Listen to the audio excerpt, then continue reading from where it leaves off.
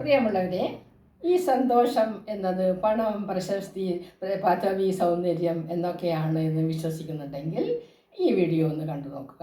അതായത് അലക്സാണ്ടർ ചക്രവർത്തി ഒരുപാട് പണം ഉണ്ടാക്കി രാജ്യമെല്ലാം കീഴടക്കി.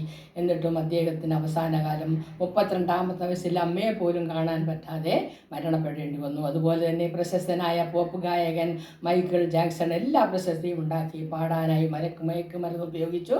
അതിൽ അടിമപ്പെട്ട് 50-ാമത്തെ വയസ്സിൽ മരിച്ചുപോയി.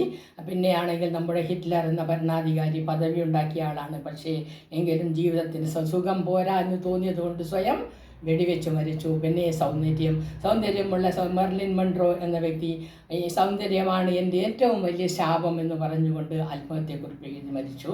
അപ്പോൾ നമ്മൾ ഓർക്കണം, നമ്മുടെ മുമ്പിലുള്ള പ്രതിസന്ധികളെ തരണം ചെയ്ത് ധൈര്യത്തോടെ മുമ്പോട്ട് പോയി നമുക്ക് നേടേണ്ടുന്ന ലക്ഷ്യസ്ഥാനം നേടിക്കഴിയുമ്പോൾ ആര് ചോദിച്ചാലും ആർ യു ഹാപ്പി എന്ന് ചോദിക്കുമ്പോൾ യെസ് എന്ന് പറയാനുള്ള ആ മനോധൈര്യത്തെയാണ് നമ്മൾ ഹാപ്പിനെസ് എന്ന് പറയുന്നത്. അതായത് happiness is adjustment and compromise.